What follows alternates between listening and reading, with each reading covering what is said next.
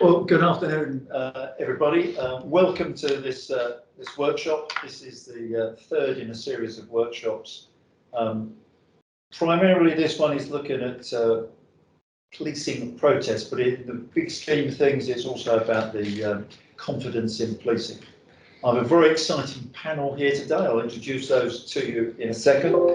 But I'm assuming they can see yeah, you've got some slides. So we just move to the aims and objectives, which is the next slide. I think you probably should be able to see them now.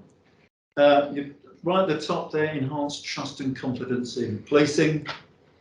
We're talking about skills, technology. What can we do in the future? What can we do differently? Learning and development to increase public and police well-being and to articulate the role of leadership in achieving these outcomes, or this outcome. So they're the sort of areas we've been looking at with all three subjects. This one, as I say, is, if you move to the next slide, is very much policing public protest. As you'll find from the audience, a reasonable amount of experience of policing protests. So I don't think I introduced myself at the start, so my apologies. I'm Roger Gom. I'm the chair of this workshop. I am a retired police officer, and I'll introduce my colleagues to you in a second. There's their names. It won't come up in this way because I'm going to start at the far end of my table, which is a hint to the man on the camera to move the camera to Colin at the end so he can introduce himself. Colin. Good afternoon, everyone. My name is Colin Rogers. I'm a Professor of Policing and Security at the University of South Wales and a former police officer of 30 years service. Afternoon, everyone. My name is Adam Ratcliffe and I work for Safer Business Network, a company that owns and operates multiple business crime reduction partnerships across London, and I'm responsible for Westminster and the City of London. Good afternoon, everyone. My name is Claire Clark. I'm a current Chief Superintendent in the Met Police, and my day job is I run the command unit that deals with all events in London. Good afternoon, everyone. I'm BJ Harrington. Day job is Chief Constable of Essex, but my sideline is National Police Chiefs Council, lead for public order, public safety, and also been an experienced public order commander in the past. Good afternoon, everyone. I'm Ryan Tislova. I'm the Programme Manager for the National Security Programme at Tech UK, which is the country's trade association for digital and tech sectors. And finally, I'm Bob Broadhurst, Director of the London Policing College and a former Metropolitan Police Officer with a long background in public order policing. So really exciting panel. I hope online we also have Darren Miller from the Aerospace Defence and Security Network. Again, he's a former police officer, but he is listening into this workshop in order to share some of the thoughts, ideas around the Defence and Security Network. I'm just going to sort of introduce the workshop. So I would say we've got a large online audience. I'm just looking at the numbers. So a large online audience. There will be a chance towards the end for you to send us some questions. So please, as we're going through, if you think of a question, send it to us via the text facility. Just looking for an acknowledgement of that. Yeah, via the text facility, and we'll try to answer them. Now, when I say try to answer them, the key to these series of workshops is forward thinking. Whilst there's been a lot of protests recently, a lot of history of protest in this country, it's about what we can do in the future to help with public confidence, help with the police service and managing protests. So, we don't want to ponder too much on the past. We can learn from the past, but it's about what we can do in the future. So just a couple of slides on the background, and then we'll get into a discussion. So the next slide. That's the panel. Next slide. Thank you. So the background. I strongly believe that protest is an important part of our democratic society. And in fact, as I have had the opportunity to travel to other countries and where they some of them stop protests. They won't allow protests from happening, which I always find a bit of a challenge. But It's about getting this balance right. So human rights law, people have a right to gather, express their views with others peacefully. And it's about getting that balance right. You know, you may ask the question, what is actually the role of police at peaceful protests? Peaceful, perhaps lawful protests. Have they got a role? Do they need to be there? Because if it's peaceful, people are sort of working within some parameters, you know, what's it got to do with the police? But the key challenge is this: the right to protest isn't an absolute right. And certainly people in this room will recognise getting the balance between the right to protest and the right of others to go about their daily lives, if you like, whether it's businesses, whether it's visitors to the cities that are concerned, is a real challenge. The balance of, you know, how much disruption, how much inconvenience is tolerable, and that has certainly, you know, when I look at the people across the room, it's been one of the biggest challenges we face. And at the bottom line is the police service must act within the law, and they have to make some interesting decisions, challenging decisions around getting the balance right. And I personally be the first to say I haven't always got that right, and I know some of my colleagues are smiling and nodding in agreement. It is difficult just to get the balance right. Again, as if over the next slide, there's just a few things there for us to sort of reflect on that happened in recent years. We've got Her Majesty's Inspector at Constabulary commissioned a report. Oh, sorry, the Home Office commissioned a report, getting the balance right. So I think that's the right, you know, that is the right tone, getting the balance right, and that is the, if you like, the underlying challenge for policing. And there was a number of policing events on there which getting the balance right has been a challenge. You've got the vigil on Clapham Common, you've got police officers in Bristol, you've got the Insulate Britain and the disruption that caused, and then the protest in central London, which was initially, if I remember correctly, banned by the High Court and then overturned a couple of weeks later. So whilst one applies the law, it then becomes a challenge when it's overturned. So that's a sort of background. What I'm going to ask is, I'm going to start off just sort of a general view. So it's really for the panel, sort of, what's their assessment of the future? What risks do they feel are sitting there that may come up? Then we'll look at what we can do to sort of prepare, to plan, to prepare our staff, prepare businesses for the future, because we want to try to be future looking. Mr. Harrington, could I ask you to kick us off? Yeah, Roger, thank you. I mean, I know you want to look forward, but I think you do. You know, I think we've just got in a pre-discussion said you've got to look back a little bit. And if one of the objectives about legitimacy, we've got to fundamentally look what British policing is about, and you'll have seen that when you go across the world. And that, you know, public police are public. You know, the Pelian principles, and I think, you know, we've got to work out how do we bring those into the 21st century. And although people like the Police Foundation might say, do we need to revisit those? But I think that's really important when we talk about legitimacy, because then when you put a police officer in a protest line, which are by their very nature emotive, the issues themselves are of concern, otherwise people would be on the street. How do you make sure that the public can see that the officers and the policing operation is respecting that balance about being part of the public, but also keeping law and order? And you know, if you look at HMIC, FRS, you know, Her Majesty's Inspectorate, they talked about keeping the balance. And I suppose it might be controversial to say that actually they said a modest reset was what Matt Parr's concern was around that in very difficult times. So I think we've got to make sure that we realise, you know, that right to protest, that right to assembly, and many things. The world is a better place because of protest, isn't it? You can go back on numerous examples of that. How do we bring that balance and that legitimacy into the 21st century? When, you know, with all of the technological and, you know, I suppose the communication that you can see a very small part of what happens. You know, we've all seen that through edited clips. Right away, people have got a 360 viewpoint of it, and how do we make sure legitimacy is maintained as we our involvement. And the point you made, I think, is, you know, you've shown four quite emotive and rightly so emotive issues, you know, over the last couple of years.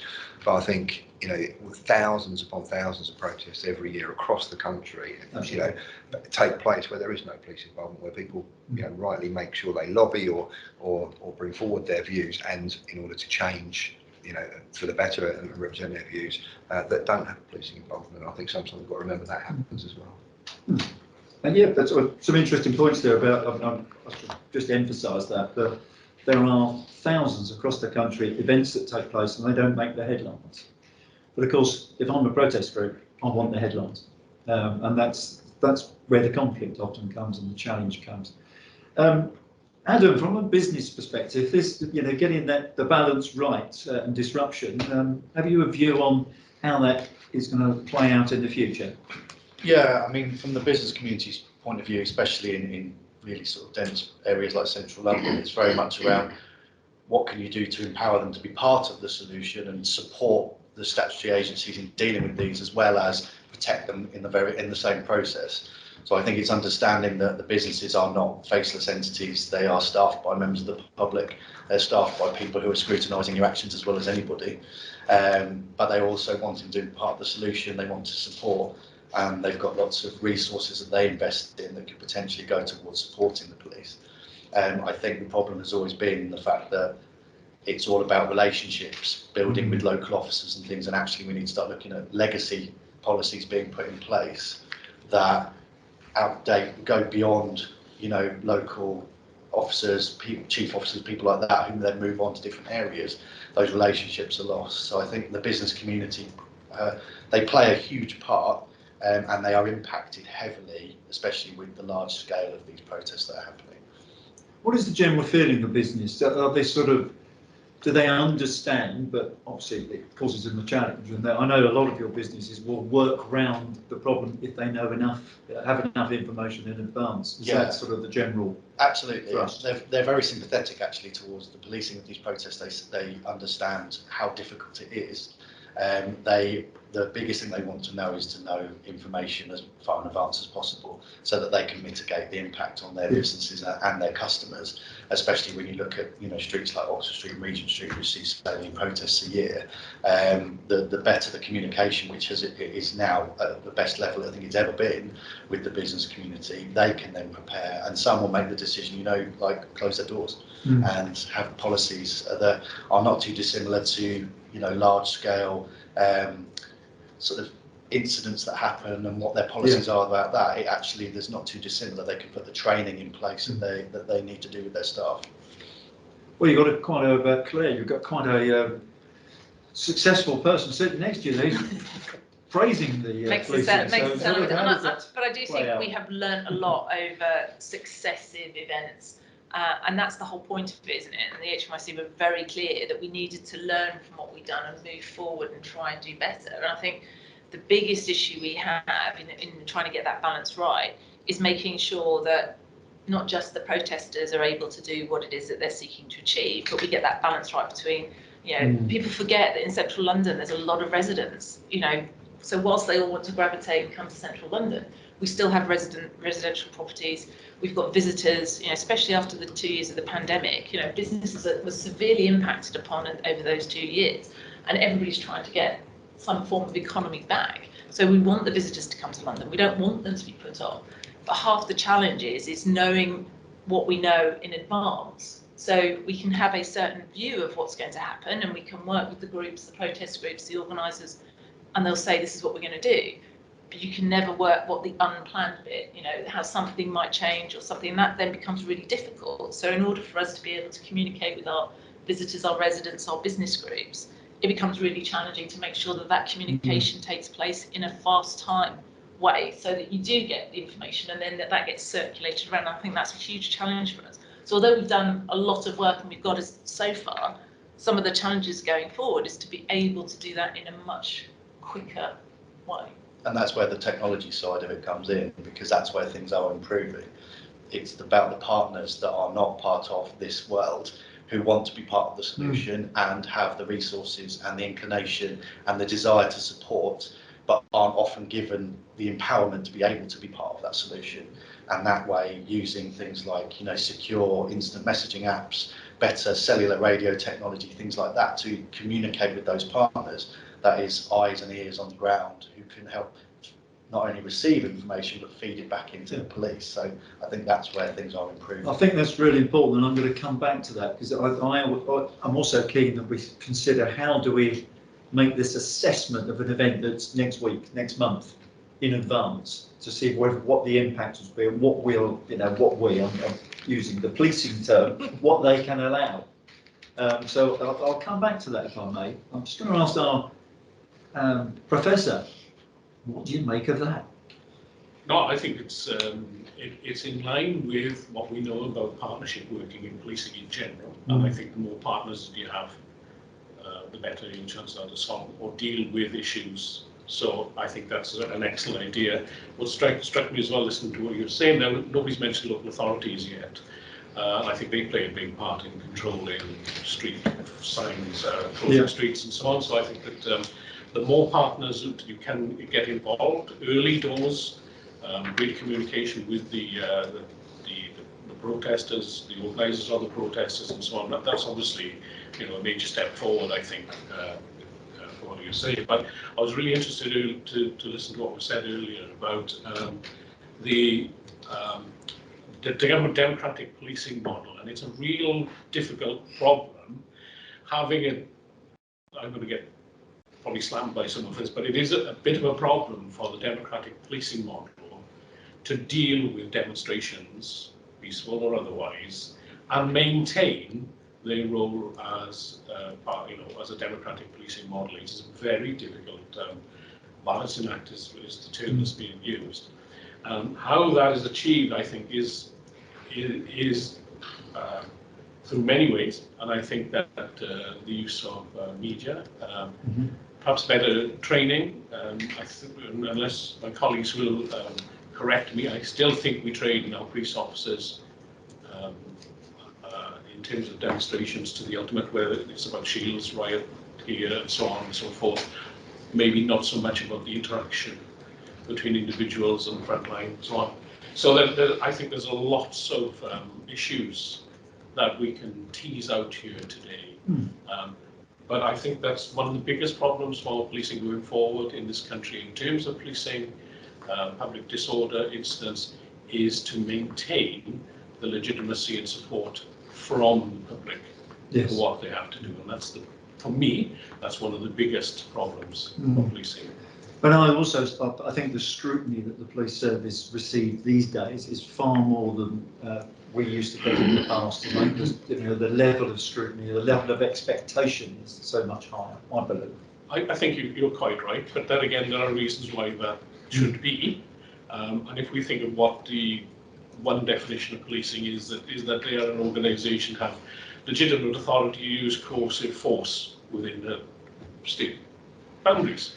So and sometimes that coercive force can be the ultimate, can mean take people's lives. So if we empower police with that fantastic ability to do that, then we should want to know when, how, why it's being used in a democratic society. I think the balance is shifting though as well. It's about that transparency.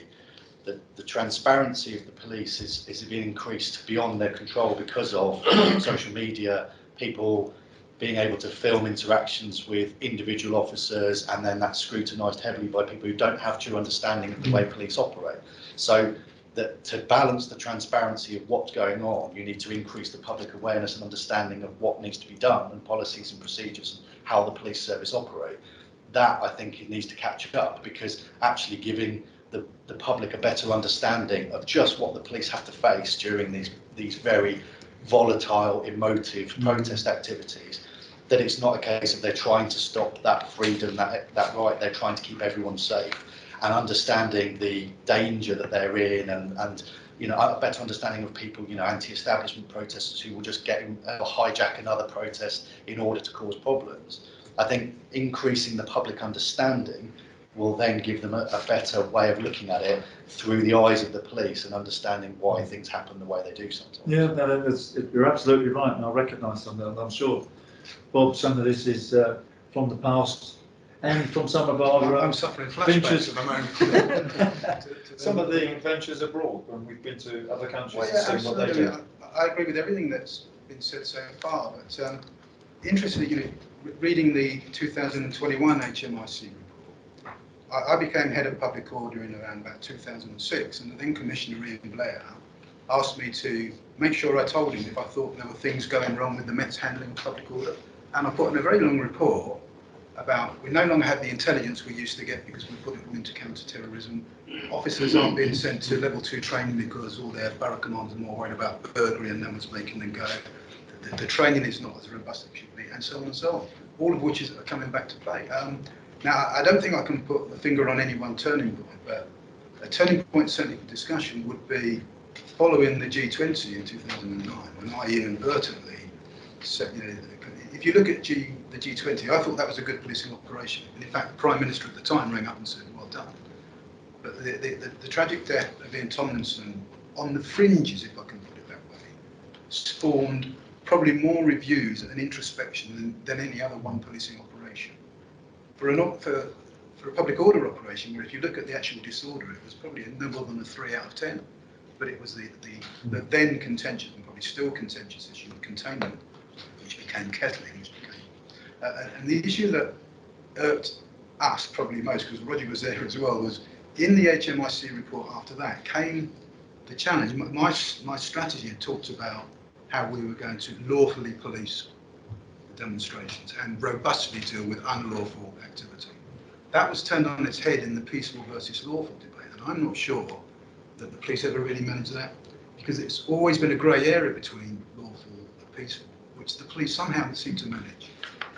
I think now that turned the tables too much in terms of public expectation, that provided you're peaceful, you could actually go and do what you like for as long as you like. The very fact that we're here in Bishopsgate, it was actually in the G20, it was the climate camp on Bishopsgate that we arrested after a 12-hour containment, having said, look, enough is enough, the city must go back to work. That case went all the way to Europe and back again, I found in the Met's paper. But in the time, you end up with a legal inertia. Police don't know whether to take action, whether to be bold or not be bold. And I think somewhere in there, we've kind of lost a bit of direction. And now with politicians who are risk averse, you know, I hate to be doing Claire's job now. I wouldn't know which way to Thank go. you. Yeah, I really would. Right, tell me if there's nothing technology at the moment, but any sort of thoughts initially around looking at the future technology? There was a few little snippets that came out there, especially from Adam. Yeah, I think it's important to mention that kind of within tech, the UK is clearly not short of innovation within the area. And for us at Tech UK, you know, we represent over 850 member companies doing amazing and innovative things in all different parts of kind of sectors within society, but especially within policing and emergency services. And I think it's very important in this context, especially to keep suppliers at the forefront of the conversations that we're having. So it's great that, you know, we can have an open discussion today, and I'm sure there's a few Tech UK members and suppliers on the call, but in terms of we have a challenge that we need to respond to, there's now also that element of looking ahead, like you mentioned, and what's next, what is the art of the possible and what we can achieve. And it really is, and for me especially, about putting those suppliers at the forefront of the conversation, getting them involved early on enough to then be able to have kind of mutual benefit on both sides. Yeah. That's useful. So there's a number of sort of issues that come up there. I'm just going to try and pick a few up to sort of get a stronger view. So legislation, law was mentioned. We've got the Human Rights Act. We've got part of government want to do away with it and rewrite their own. We've got various bills going through Parliament at the moment. Do we have a view on, do we need more? Do we need less? I mean, I'm probably from that. I like loose legislation because then it's easier to police this type of issue, but it's getting tighter and tighter, I believe, Claire. I mean, I think you've got some experience on the streets of this. Yeah, and I think also it's the expectation that because there's a piece of legislation, we actually then use it. And the whole point of the policing model is that we have discretion, and that discretion to be able to, you know, use a piece of legislation. The pressures at the moment seem to be that we are, you know, increasingly encouraged to use the legislation that is available to us. And I think that's one of the things that most police officers are brought up with. They're trained that it is the discretionary effort. And when that sense of discretion is taken away, it then puts officers, particularly on the ground, under pressure to be seen to be doing something, which isn't necessarily what we want when we come to policing a protest. So it goes back to the point about communication and how do people understand. So a lot of people who will come to a protest will not understand the legislative framework that policing has to work under. And whilst in our conversations with our partners about what we're looking at and the whole no surprises approach, we will talk about what we can and what we can't do. And I think the more legislation you have, the more the pressure then comes into you must do something with that piece of legislation. And, you know, there are times when our use of legislation is subjected to judicial reviews, and that's the way it should be. That's the whole point of how we work in a democracy, is to make sure that we are using it in the right way. But you still have to go back to the fact that the officers are making decisions on the ground based on what they know at that time. And so the sort of hindsight bit of, well, you should have known this and you should have done that, you may not have had that information at the time. So I think the more legislation we have, the more complicated it becomes. And so whilst I think, and we see some of our legislation that gets enacted is done in haste, and therefore it's not necessarily the best piece of legislation or the most helpful. So whilst it's considered to be helpful to have a piece of legislation, actually it ties our hands more. So from a personal perspective, I like to operate with what we've got. And obviously there are people in greater places and positions than I who will lobby for and suggest and be in conversations with government.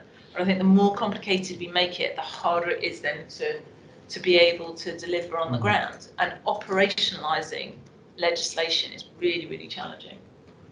Colin, from an academic perspective, I think this links into your democratic policing model, you know, how we apply legislation and the law. I was really interesting what you said. Cicero said more law, less justice. And it's interesting that that the word discretion has now been introduced into the discussion here, because I think that's quite a key factor for senior commanders when it comes to making decisions of dealing with protests and disorder, and peaceful protests and so on. So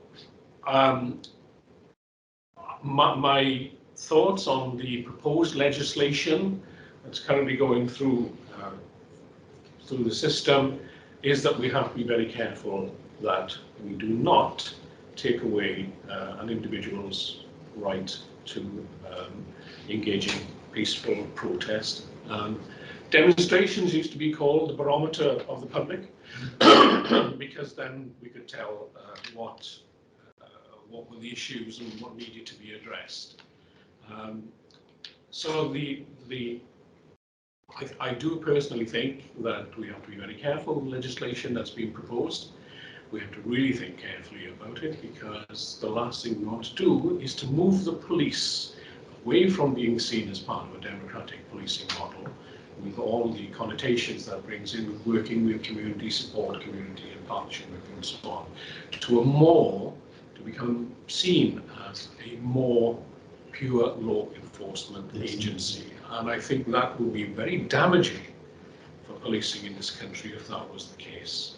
So I was really pleased to hear you say about discretion and the model. So this is that sort of police force, or is it a police service? Well, that's an old debate, yes. as you know, but yes.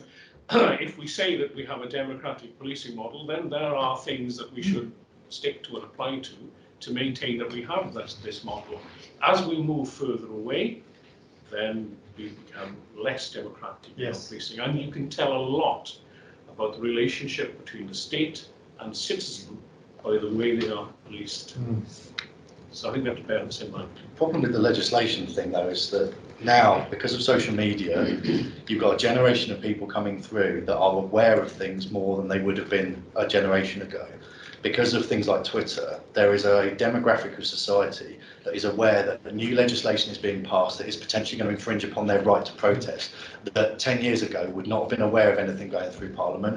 They wouldn't have been aware of it. And Twitter, unfortunately, is now the barometer of public feeling, I think. And it's the case of, you know, people, it is generating this kind of this anger and frustration, this anti-establishment movement from people who probably wouldn't normally have been in that, because it's being whipped up into a frenzy online. So that now is something that has to be managed as well, because that the more legislation that comes through obviously ties the hands of the police, but also it's getting out to the public domain and it's being interpreted by people who potentially aren't able to interpret it correctly. Yeah. And that's, I think, in itself is an issue.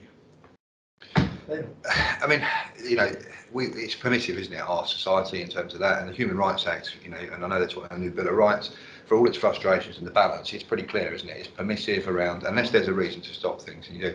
And certainly, it's my personal view, and sort of represented to all levels of government, and in response to all of the various bills on behalf of policing have said that, you know, the Police Crime Sentencing Courts Bill, we had a clear steer about what we wanted to, you know, and it's for Parliament to make laws, but we were really clear about what we wanted and what we thought was not necessary around that. And of course, in the new public order bill, we've been really clear around some of the things we think are important. And there has been a change, and you know, and we are more. You know, you've seen criminality at the forefront of protest now rather than an ancillary measure. And if you think about Cobham and you think about, you know, where people were going to the petrol stations and there was no protest there was smash the equipment and spray that. So there is something about having the right powers to deal with the right things. But, you know, the one thing I think that's important around is we want legislation, and we've always said it's contemporary. You know, so with some of the stuff we asked for was to say, well, what's the difference between a protest, a bit of a procession and a static protest? When does one start and when does one stop? And that's a discussion itself, because you can't tell. So we're pleased, you know, certainly from policing, we've got that, because, you know, you can do the same things around that. It's clear for the public, and that was what we asked around public nuisance, because we think it's a good power. But let's make sure that people have got a chance to understand it, whoever they are. And of course, Claire's point, that we can use it, it's straightforward and simple enough that so in our complex, difficult scenario, whether you're sat in the command suite trying to make decisions, or whether you are on the front line as an officer trying to say, what do I do next? It's clear. But you asked us to come back to technology, Roger, and I think one of the bits around this balancing act, and we can do the stuff beforehand, where you're trying to balance stuff, and, you know, should we or shouldn't we be in the covert space around it? My personal view is not. My personal view is not, you know, the overt stuff. But I think there's a real opportunity. How do we use technology, whether it's social media platforms, to keep that barometer all the way through? Where it starts off, you know, maybe the balance where something happens, how can you start to use it? So, well, actually, now that has tipped over, and it's not just the commander who thinks it, but it's actually the public, and, you know, you've got to be all the care for the echo chambers and bots and all the risks around that. But when you turn around and say, you know, the public are now saying this is beyond, you know, beyond what's acceptable given the equipment. And I think that would be a really interesting way for technology to support commanders in saying, well, actually, do you know what? Now is the point of discretion. You know, we allowed that sort of stuff. We've been permissive up to that, but actually a line has been crossed, and it's not our line; it's the public's line. So I think there's a real opportunity for technology to help in that balancing act. Especially as you know, we are being asked to be able to explain what the impact is, be it either from our policing plan or the impact of the protest, or how that works on the community. And one way of understanding that is to be able to get some sort of statements, which again is quite old school in the way you do it, getting a written documentation that somebody has to sign. But actually one of the ways we could use and be innovative is using social media to be able to understand or give people an opportunity to say, this impacted on me because I could not get from A to B because I needed X, Y, and Z. That would help us tremendously in being able to show an evidence that the reason we did an intervention at this point is because it tipped over now. So the public were tolerant initially, but it got to the point after, I don't know, 6-10 hours, whatever, that they were no longer tolerant of it. And so by harnessing that will then help us if we're then trying to not justify, but legitimise why we did the intervention at that point. I think it comes back to your point, Bob, about the Bishopsgate protest, because that became a bit of a spotlight, but how long are we going to leave it there? I mean, I know it caused you some sleepless nights afterwards, but what is that tipping point? The answer is, Roger, nobody knows, because our tipping point will be different to protesters' tipping point, you know, and that was always a problem. I think enhancing technology as best we can is always going to benefit policing. My own view is police technology will always be somewhat behind protesters' technology because of their ability to be more flexible and use it. And the danger is, as we change legislation, so the protesters change tactics to manage the new legislation, a bit like any sport, you know, you'll always play an opposition who's going to be one step ahead of you. I always come back to, you know, in terms of those decisions that Claire and BJ and others need to make as we sit here now, in public order terms, there are no right or wrong decisions, but there are good or bad outcomes. Provided, as Claire said, the people making the decisions can only make the decisions of what they knew at the time. Well, technology can help you with that afterwards to tell you this was the state of play, and maybe Claire, if you can balance it up against, the screen was telling me that just helps you. But ultimately, you've still got to say, right, we're going to do whatever course of action it's going to be. And generally, provided you've written those decisions down, you can't be challenged because you made a decision based on your training, based on the facts you knew at the time, and trying to balance competing demands against protesters, businesses, etc. The issue for me is how that's perceived outside it, and I still come back to this point that ultimately it will come down to the appetite of politicians to back the police. And if you look at the Sarah Everard, I often get phoned up, as happens to retired people, give an opinion about something. And you generally have to say, look, I'm not going to comment because you're going to take whatever I say and turn it against me. But, the thing about the Sarah Everard, actually, if you looked at the policing, and I by no means had the whole of it, I didn't see anything particularly wrong. I saw Home Office, approved tactics being used. Okay, they never looked pretty, and public order never looked pretty. But because it was on young girls or women in a very emotive situation, which we all know, suddenly all the populist politicians turned against it. And I felt like ringing in and saying to the Home Secretary, as I said before, face to face with them, that's actually your tactics the police were using. But that never comes out in the debate or the discussion, does it? And I bear the scars, and I'm sure Claire and BJ bear the scars as well. So I'm not sure how we manage this really crucial point about how the politicians accept what the tipping point is. Because, Claire or BJ at any given time can go through a decision log and say, this is what I did. And if challenged, as they will be, even if it's a JR, when you read those judges' rulings and you're reading your decision logs back. Politicians don't keep decision logs. Local authorities, mayors don't keep decision logs. But they play to the next election. And I'm not sure how we're ever going to manage that. I'm going to come back to Colin, actually. It's an interesting point there. Do you think, I'm going back to your democratic policing model, has it got more political? Well, it has, and it's interesting, and I'm not going to labour the point about that particular one, but what it does raise is the context of public protest and disorder is as important as the actual act itself. So that, just to use that as an example, how emotive that was, the wider context for communities and public was the fact that the vulnerable lady had been murdered by a Syrian police officer. And we're not going to go into that, but that's the wider context for that vigil which took place. And so, whilst the actions that were taken was subsequently proved to be correct and so forth, for the general public, and maybe this links to your point about people not understanding the process and what needs to be going on, that was really damaging for the image of the Metropolitan Police and police across the whole country. And also, I think, really affected support for policing. So the whys and wherefores about the incident are what happened, they happened, but the wider context behind that is as important to understand as the actual event itself. And I think we need to take that and try to apply that to other protests, etc. So when we have the protests in Bristol, anti-racial protests, there's a wider context behind it which we need to understand, not just the actual events that take place on the day. But the challenge there, Colin, and until recently, I was lecturing on Gold Command at the National Courts, and I used that, no good or bad, but right or wrong outcomes. In the Sarah Everard case, the Gold Commander, based on what I think it was he at the time, wasn't it? Based on what he knew, made a set of decisions and a set of actions. Yes. Now, when they get reviewed, no matter, judges can review that and say, well, actually, all your decisions were legal, they were spot on. Yes. How then do we help him at the time, with the benefit of hindsight? I think this is going to play out badly over the coming months. How do you train that in somebody? How do you manage it in somebody?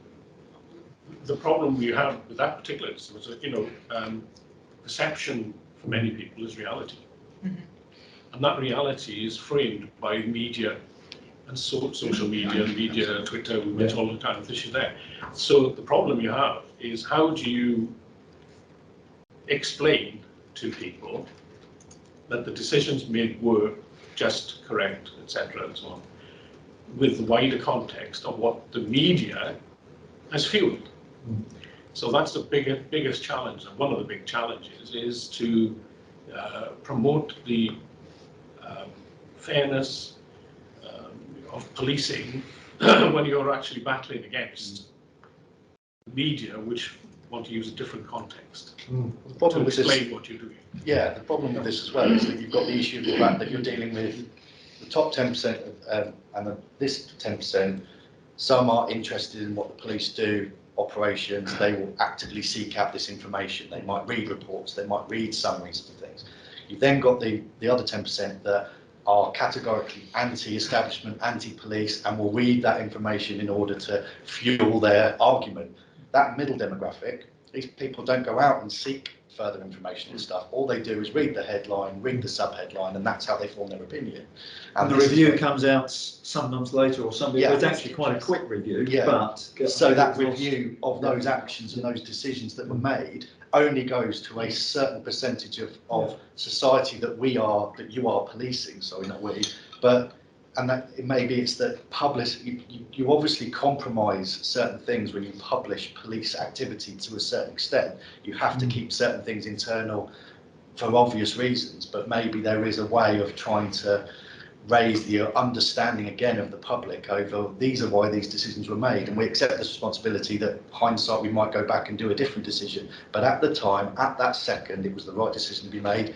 Everyone agrees, and then those politicians that maybe go, I'm going to get some clicks because I'm going to go up against this, they then are in a position of, well, if I back it, I look bad. If I, and I think that's the way, that sort of transparency.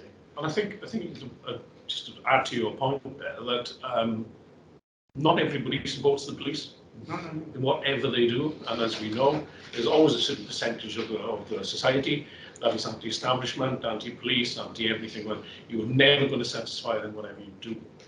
So it's, if you accept that, and that you are reasonable in dealing with that small section of society, then maybe the focus should be, as you say, on the other members of society who generally will support policing. Yeah. Ben? Yeah, I mean, it's a wicked issue, isn't it? And if you look back in history, I'm sure the same wicked issue has played out, whether it's in our more recent history, Bob, the stuff that we've all been involved in, or you go back to 1918 and with some notable bits. And I think you're right. There is a point that there is a group of people whose very aim is to seek the publicity by frustrating the police in order to make the issue that they are campaigning about make headlines, because that's how they achieve it. There's also a group of people who are simply criminal, and I think it's easier when you see where it's criminal, where it strains into violence. It becomes really, really easy, doesn't it? Because the HMRC survey showed that when it becomes violent, people get hurt. Most people turn around and say that's enough is enough. And I just wonder, back to Colin's point around legitimacy, how do we make sure we build in the trust and confidence of policing that it's, that the police can be trusted in communities across the country, across London, so that, of course, with those people who are in the middle who may not read it, may not see it, may not want to see it, actually read it with that. Well, my last experience with policing was good. And I know the other point that came from your slides, Roger, was saying about, do you have dedicated cops and dedicated protest policing? I think one of the, shall we say, the inoculations against that, and something we've got to, you've got to have specialists to do specialists, whether it's at height, whether it's, in very high harm situations. I think one of the strengths for all its frustrations when you, drag people from one part of London or one part of a force to another to do it, is the fact that the cops that are doing protest policing are the cops that police in communities.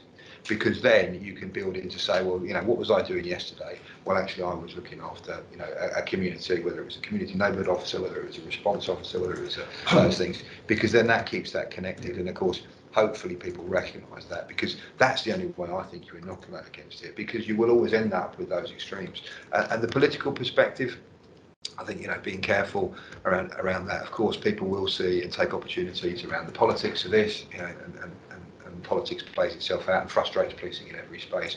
I think we've got to be really, really clear about, and I'll be careful about the say wherever I don't want to comment too much. One, because Matt's a friend and the Gold Commander's a friend, and also because of my position. But I think one of the tests is you make those decisions if at the end of that the criticism in law is not there, okay, or in depth. May the law may say that nobody's say disciplined or done the wrong thing, make a different outcome. And of course, isn't that a place for the courts where the courts are there? And that's probably one of our strengths, is they can challenge judicial review.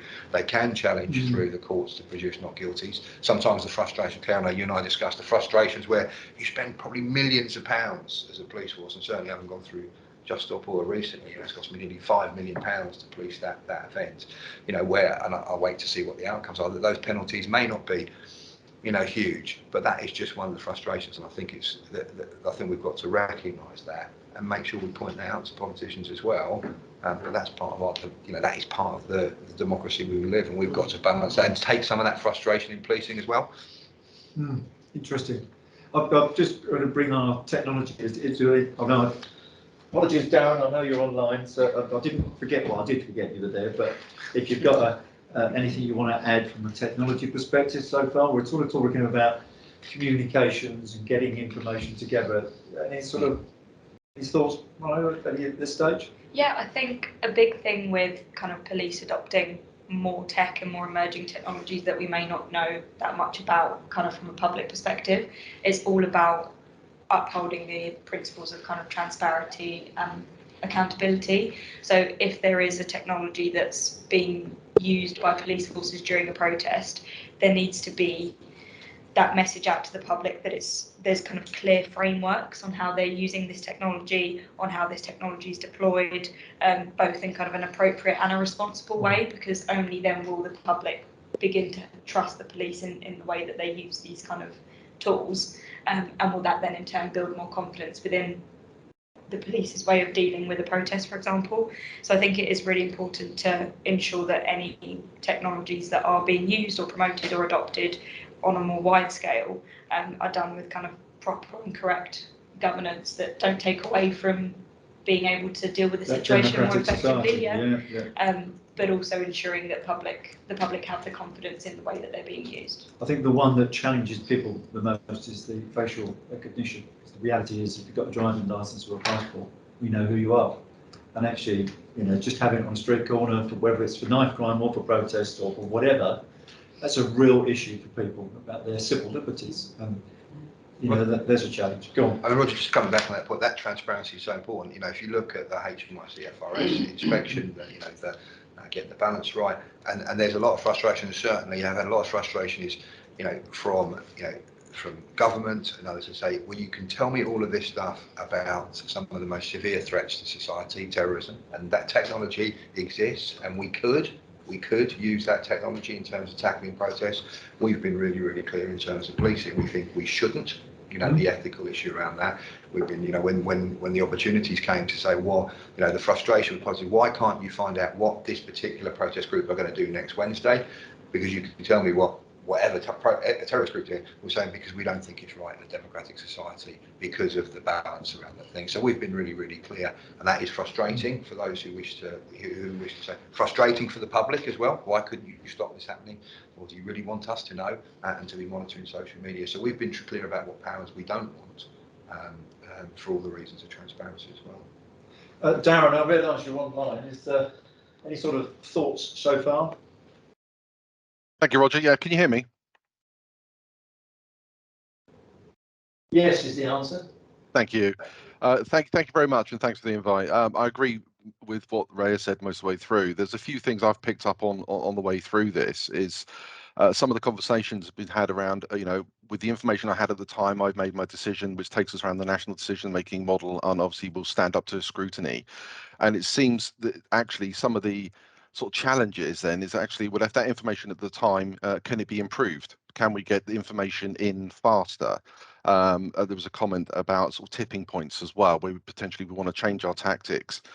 Sorry, I say we again, like you did, Roger. Sorry, being the ex-police officer.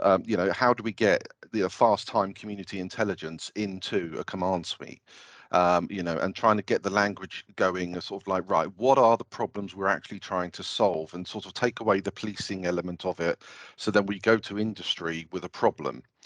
What I'm seeing in this world I'm in now, when I say look across aerospace, defense, security, linking in with the military, what I'm seeing is there's a lot of technology out there, but it's probably being used in an area that hasn't even thought of policing. So we need to sort of phrase it in such a way that when the likes of myself or Raya go back to members, go back to the security and resilience industry suppliers community and say, right, the police have come forward and this is the problem they're having, this is the challenge they're trying to solve. Actually, you might find solutions already in existence, but just being used in another area. So a couple of observations from me there. Apologies for not bringing you in a bit earlier. It is interesting. We've mentioned specialist officers, and I'm going to sort of talk about police officers, and whether it's specialist officers, specialist commanders, leadership, that sort of area. It's sort of academically, Colin, but what is your view, looking from the outside in, on sort of police leadership and this idea of specialist public order officers that we see abroad? To talk about specialist units for a start, I personally would be against it, because as soon as you start introducing a plural form of policing, and think about France, they still call CRS or something, you know, they are absolutely hated by everyone, apparently. So you're actually creating a bigger problem in terms of legitimacy and support, etc., for policing. And I think, to go back to your point, that there is something solid about using police officers who are everyday coppers, if you like, and take them away and bring them to peaceful demonstrations, because the backbone of being a police officer is communication, or should be communication, should be speaking to people, etc., etc. And if that is what you're used to doing in your day job, then you can continue doing that as you're walking along, demonstrators talking, and so on and so forth. And I think that builds a relationship in terms of, you know, of dealing with people on peaceful demonstrations and so on. I think that if you create an elite, I think that would become problematic, because once you deploy that elite, what is their function? And what have they been trained to do? It certainly isn't talking to people nicely and asking them if they wouldn't mind behaving. They've been taught to use paramilitary policing tactics with shields. Where next? Are we going to use water cannons, as one famous politician wanted 2 years ago? You know, and what does that mean in terms of impact between the public's perception and belief and support of policing in this country? So I personally do not think, for the reasons that I've expounded there, that it would be a good idea to have a specialist public disorder squad, which you keep separate from ordinary policing, and bring them out the cupboard when you need to, put them back in the cupboard, and everybody is left to sweep up the bits left after. I don't disagree, but I think a large proportion of the public think we have got these resources sitting there waiting to be deployed. And I know it's part of Claire's day job to resource operations across London, and it's a real challenge for you. I know. Would you like to comment on? Yeah, I mean, I was fortunate enough, or not unfortunate, I suppose is the best way of policing a football match. It was an Arsenal versus Marseille, and I saw just that in action. So the CRS were out. They looked very militaristic, I think is probably the best way of saying it, and stood there, arms folded, not having a conversation. And, you know, we had some rowdy football supporters, but they were nothing more than that. And they just wouldn't go and speak to them.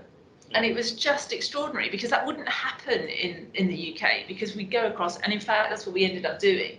So although I was there as a sort of delegation lead, I went across and expected to just pack it in, calm down. That's fine, they did. It was, you know, very sorry, officer, we'll carry on.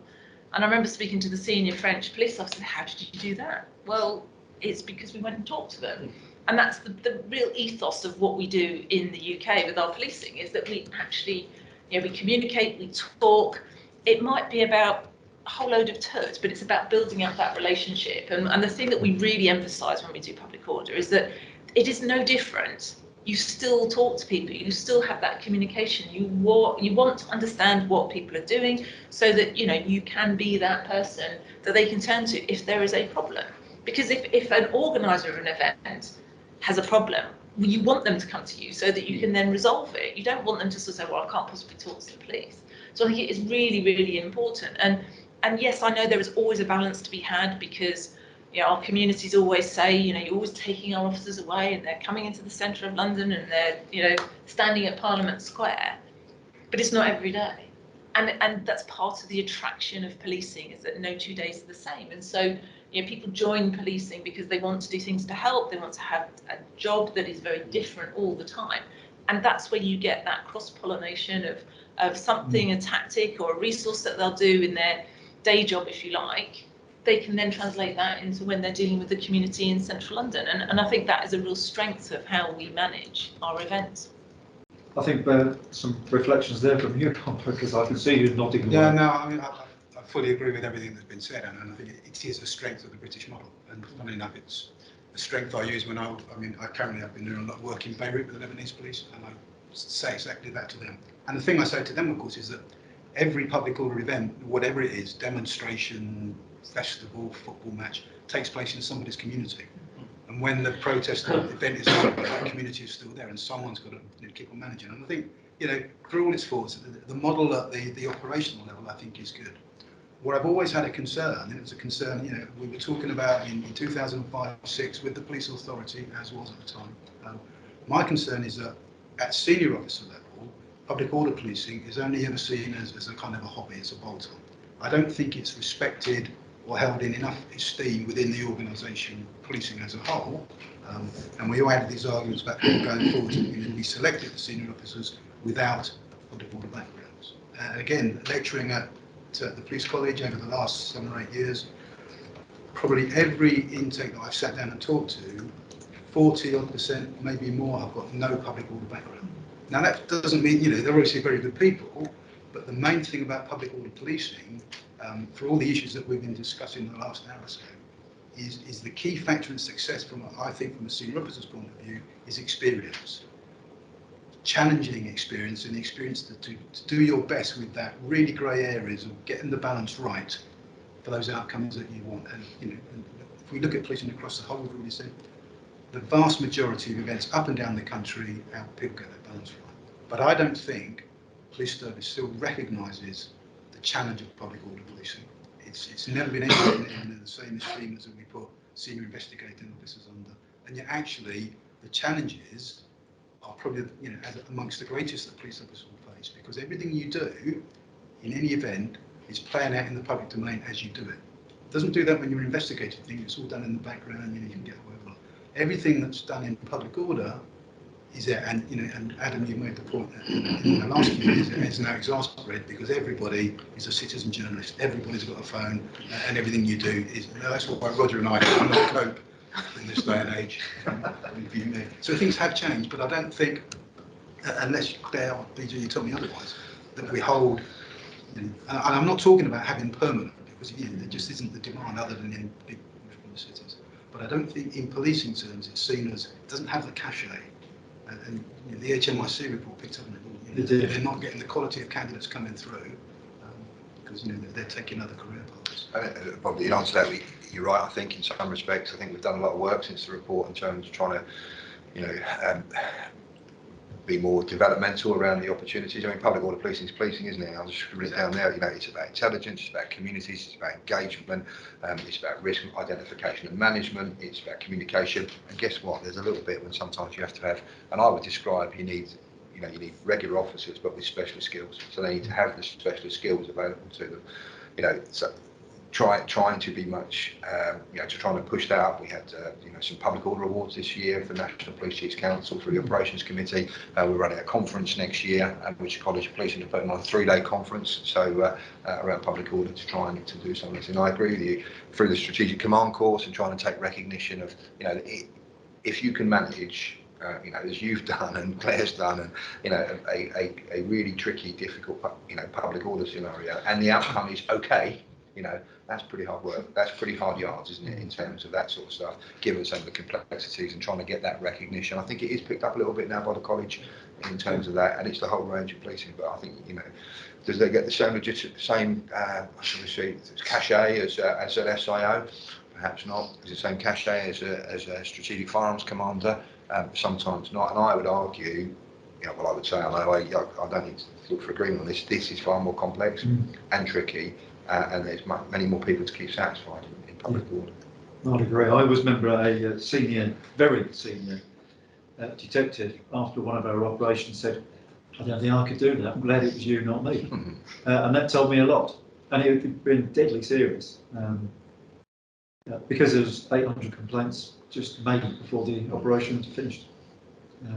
But it goes back to what you say about the perception of the public is that we've got this specialist unit. It's almost like a break glass in emergency unit, isn't it? That when the proverbial hits the fan, we'll roll out this kind of thing. And actually, it's not. It is regular officers, and it's a combination of all these different things. But getting a bit conceptual, but it almost comes back to like that whole thing around neighbourhood policing and the police force being stretched to the point of not being able to maintain those relationships in the same way they used to, because the impact of a protest happening in a particular area of, say, central London, and then you're a business owner or you're a member of the public and you see the DWO walking along, keeping an eye on things. DWO versus the dedicated ward officer for that area, you know, the officer that has built those relationships, knows the manager of those stores, can just drop in and be like, yeah, we're here, don't worry, we've got this, got that. You know, that is going on daily and people don't realise that. So that's why the importance of keeping it policing is policing, I think, is so important. Just a few thoughts about leadership training. We've mentioned sort of the concept and people not wanting that, you know, there's a tin, open it, here's all the officers that we need for this protest. But leadership-wise, senior officers, anyone got a view whether they have enough training experience, supported enough? I think it's really interesting, isn't it? Because it is, and I can't remember if you said it earlier, but it's a voluntary thing.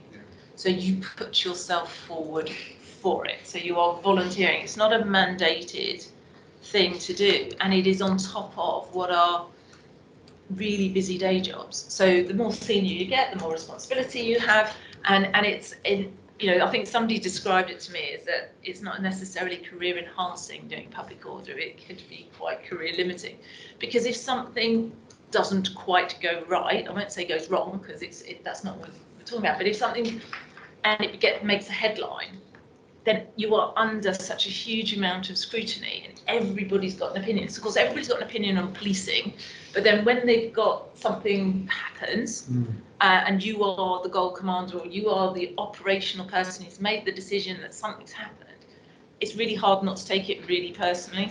And that ability to then think about, well, and you then question yourself all the time, and you think about, could I have done it differently? What was the skill set? And I think sometimes it's really, really difficult to put yourself into that position, and it's, you know, it's a different skill set, because quite a lot of the public order stuff is fast time decision making.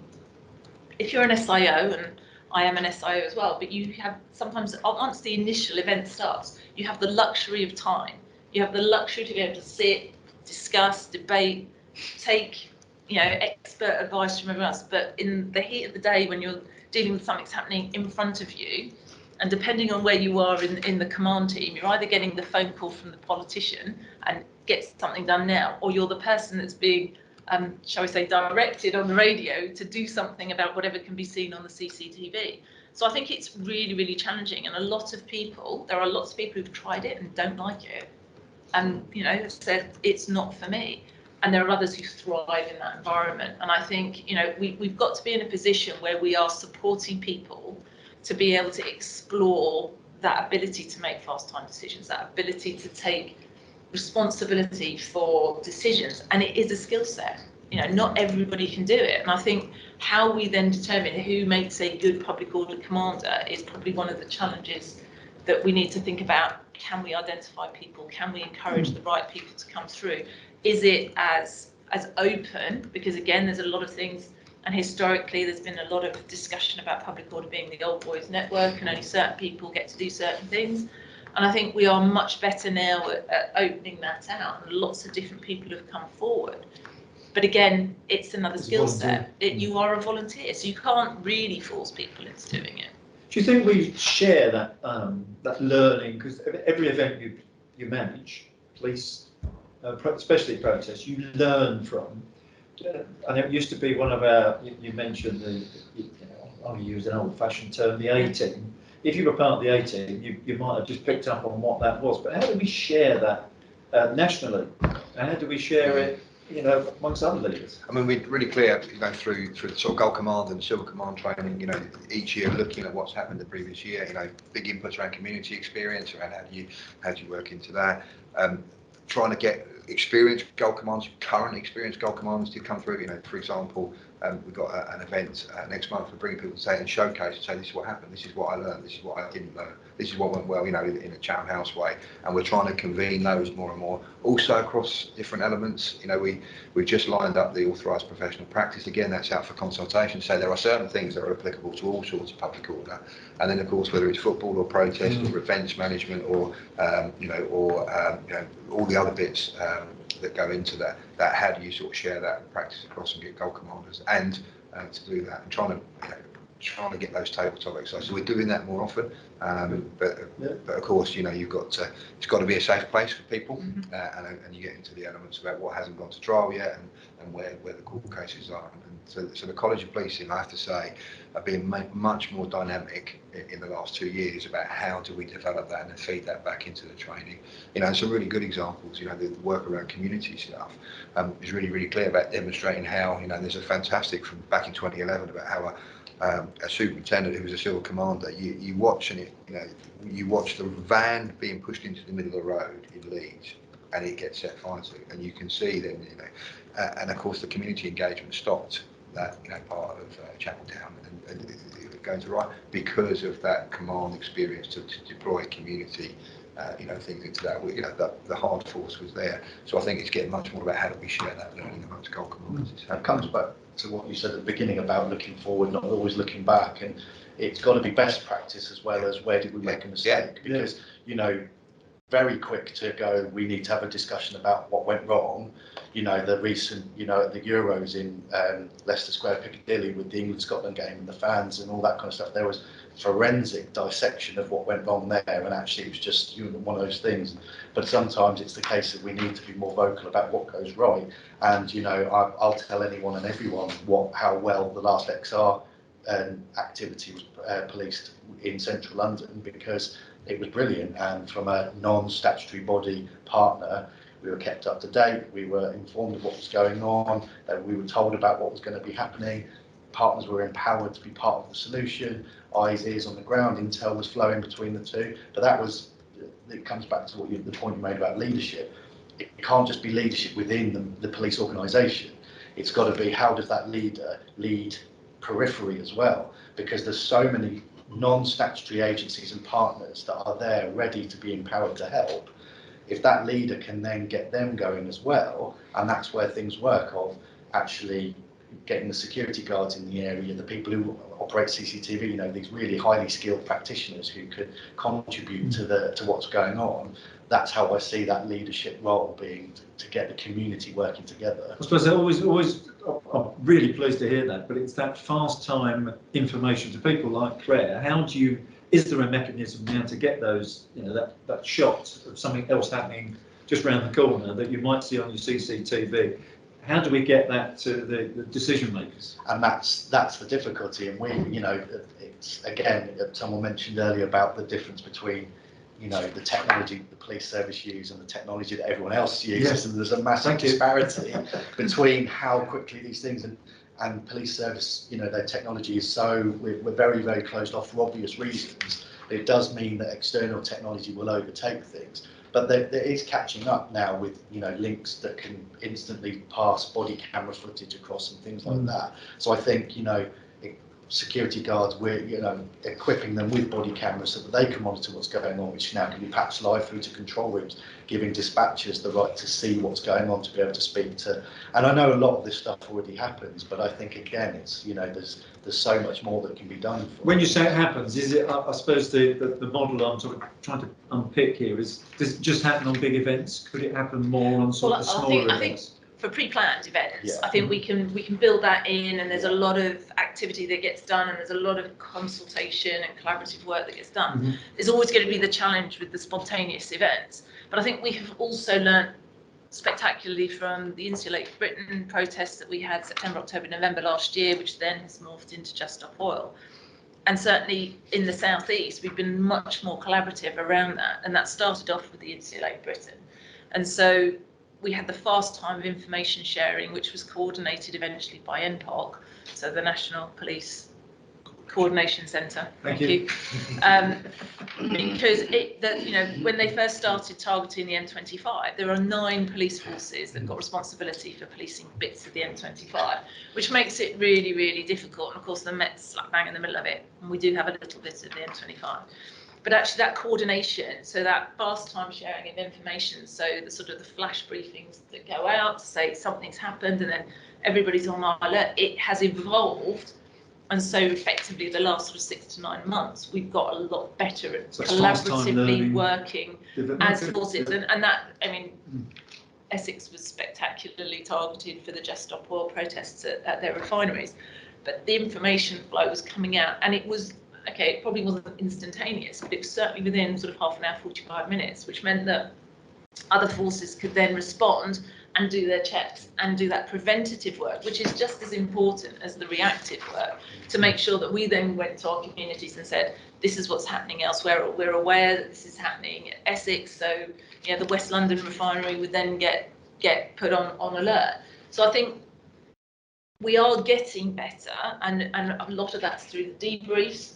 I think one of the challenges for us as we look forward is that we're very good at having internal debriefs. We're not, and probably each agency will do an internal debrief, but they're not necessarily good at doing sort of that external focus and the debrief and everybody learning that, and radically including the organisers of the events. It's all very well us saying, oh, we did a good job on this, but actually, if the protest group said, well, if you'd told us about that, that might not have gone in that way. And I'm not so sure that we do quite so much in our debrief as sort of at the widest possible case. And that's maybe something that we can start looking to take forward. But I think the collaborative work that's done into force is definitely stepped up.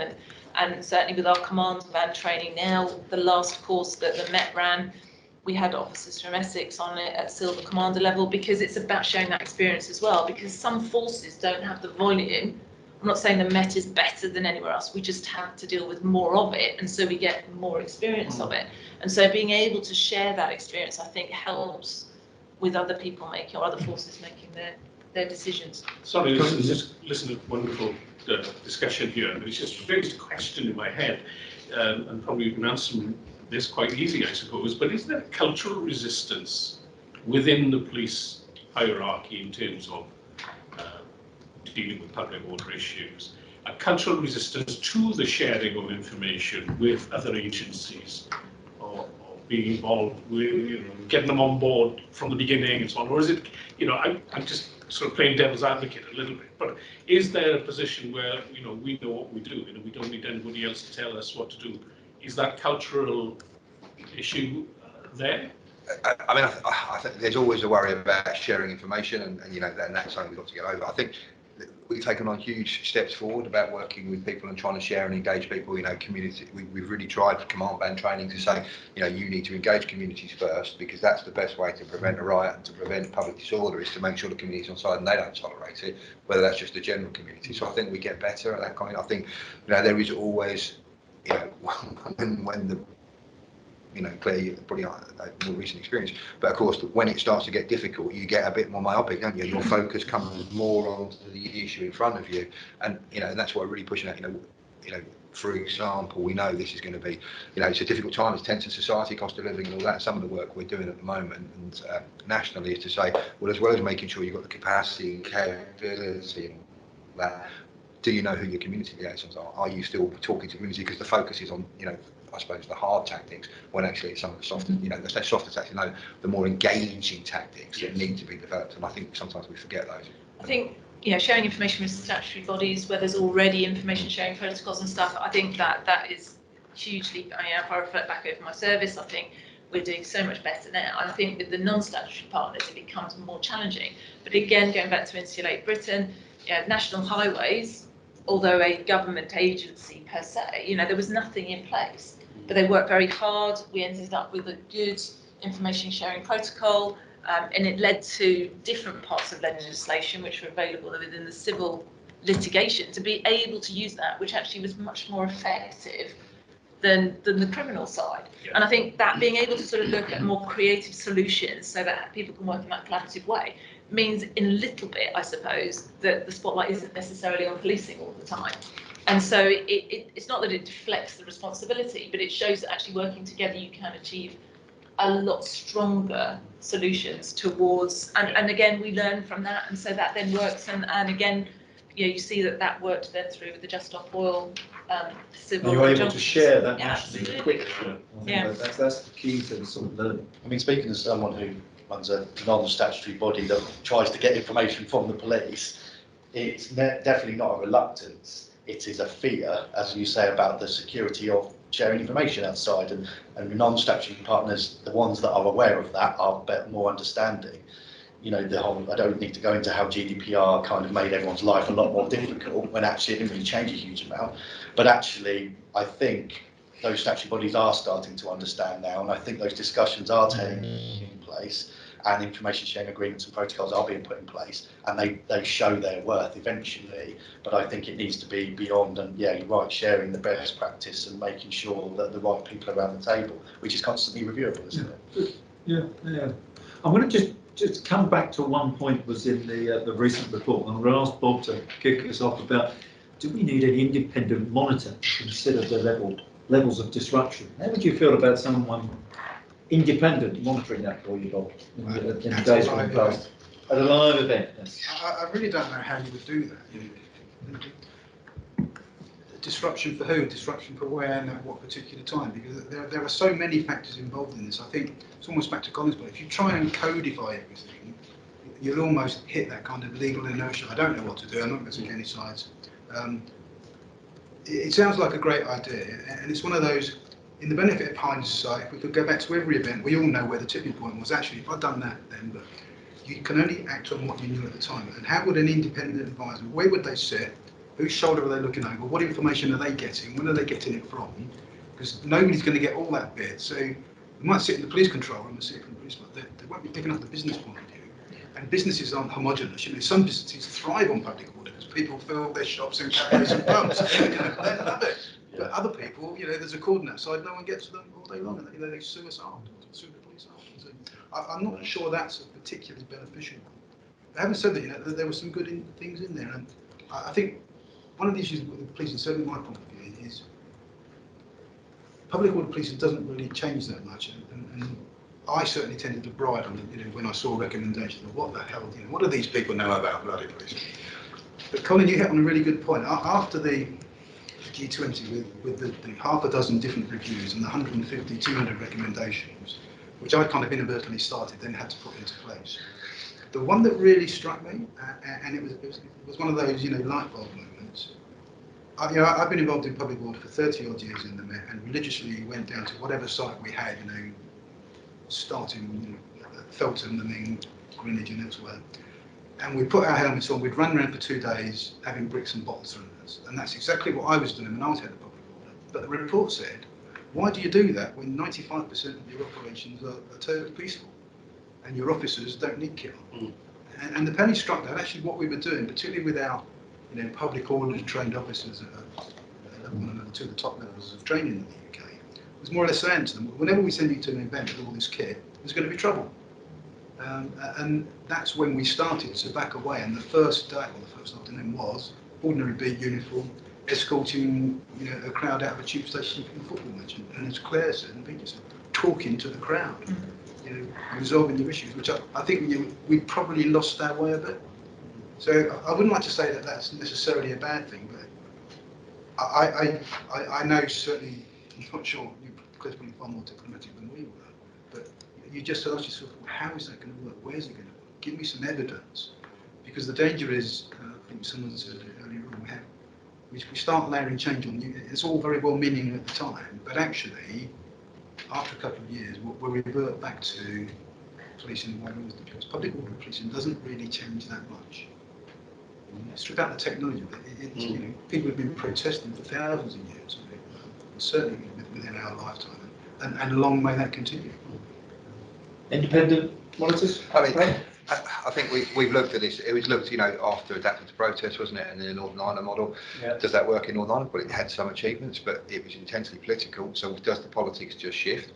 I would suggest that, you know, if, you know, I think it's a common fact, isn't it, that of all the public services, the police are still fairly well respected and trusted overall, ahead of anywhere else. So who would you put in, you know, take away the capacity and who would do it? Or what you're going to do, is that role going to become intensely political, and would people trust that any more than they trust policing? And we at least have got the backdrop of coming from communities and to be able to do that. And I think it'd be intensely difficult. I think it would just transfer the issue elsewhere. And of course, you know, again, a bit of experience, you know, the French model, and a privilege of going to Bordeaux, to the gendarme public order training school, the Europol, to look at that and to see there. And of course, you know, in that Napoleonic model, well, actually the tactics are approved by the Préfet.